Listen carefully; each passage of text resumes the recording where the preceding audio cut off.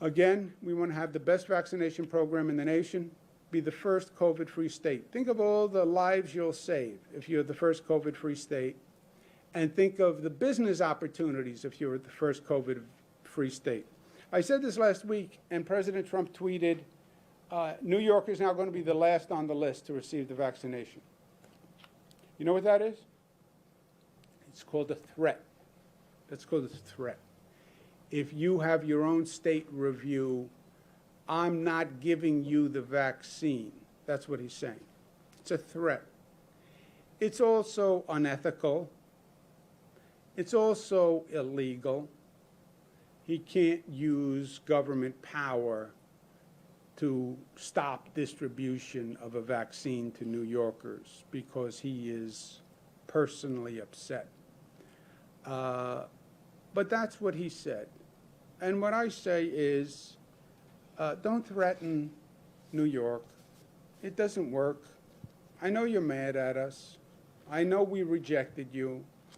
I know you feel that you are a subject of scorn and a joke in New York when you were here. I know the tabloids mocked you. I know the people in this state overwhelmingly voted against you. But be bigger, be better, remember the oath you took, and try not to threaten, and try not to do anything criminal. That's my advice. But the threats don't work. We know how to handle bullies in New York. We've come across our lot because we are New York tough, smart, united, disciplined, and loving. Questions? Regarding the reopening, we have these clusters in these specific neighborhoods. As of tomorrow, you want to go with indoor dining as well. Is there any potential delaying that, not only specifically in these neighborhoods where the clusters are, but additional shutdowns there, and by extension the rest of the city? Is the rest of the city not ready for indoor dining, given that we're seeing this uptick? We have, at this point, it's a cluster problem. A cluster problem is caused by lack of compliance. That's how the cluster problem starts, from lack of compliance. Why was there a lack of compliance? Because the local government failed to do its compliance job. Oh, those are harsh words. Yeah. Well, it's a harsh situation that was created. People get sick, people die. And you sat right there, and I said 150 times, local governments are not doing compliance. On the bars, restaurants, we sent in the state police. I said I don't have a state police to do all the compliance statewide. That's how the cluster happened. And let's be honest, there were pictures of people violating compliance and not wearing masks. We all saw them. They all circulated. Lack of compliance, now you have a cluster. If you do not now control and attack the cluster, you have community spread. We're not there yet. That's why I want people to wake up and attack the cluster. Compliance first. I don't believe we're at the point of rolling back anything. If the local governments do not do the compliance and attack the clusters, you will be there in the short-term future. Because once you're up to 18%, 20% positive, just think of the exponential equation of that spread as we sit here, right? The day before, we had infection rates up to 30% in some of these clusters. 1 out of 3 people is infected. All those infected people are out there meeting and talking and going to schools and going to temples and going to churches. The numbers balloon. So now there's a real issue to deal with. But we're not there yet on closing. This could be held to clusters if the local governments respond, and respond in a way they haven't done up until now, right? What they have done has not worked, and that's why there's a cluster. And look, I get in some areas there's religious sensitivity. Let's be honest. I get it. But I have no problem, and I've said from day one, I love and respect the Jewish community, the Orthodox community, the Catholic community, the Muslim community. These laws apply to everyone. And these laws are going to be enforced against everyone. Because I love you. Because I love you. That's why I'm enforcing these laws. Because I love you.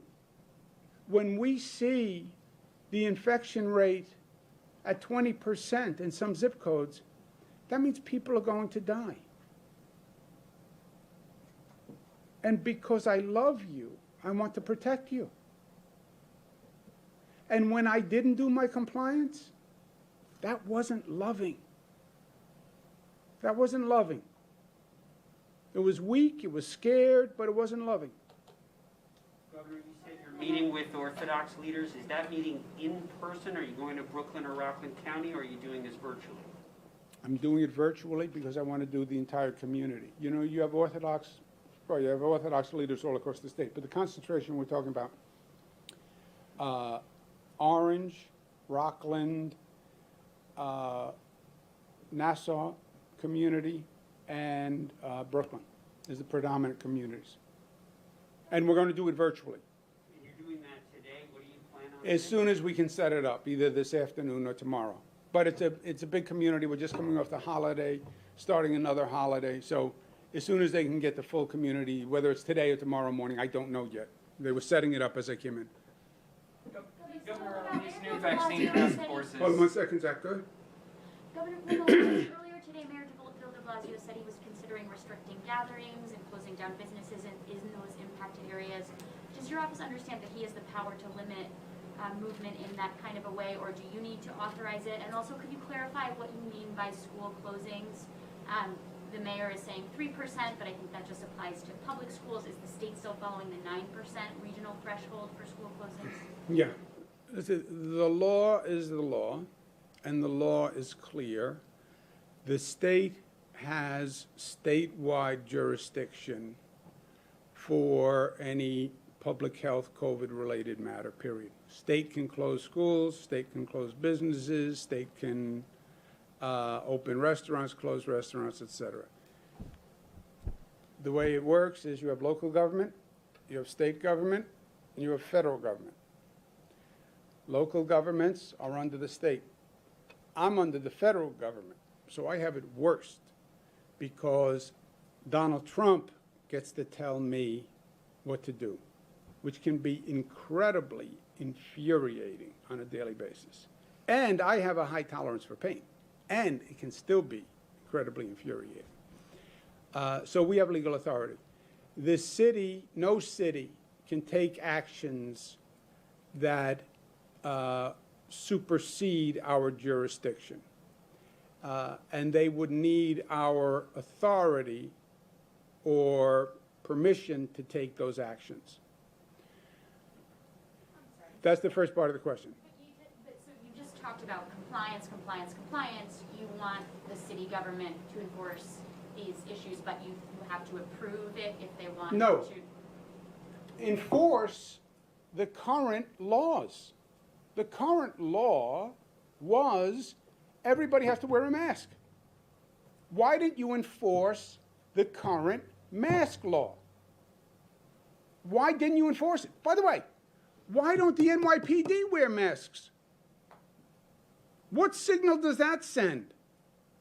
Wearing a mask is the law.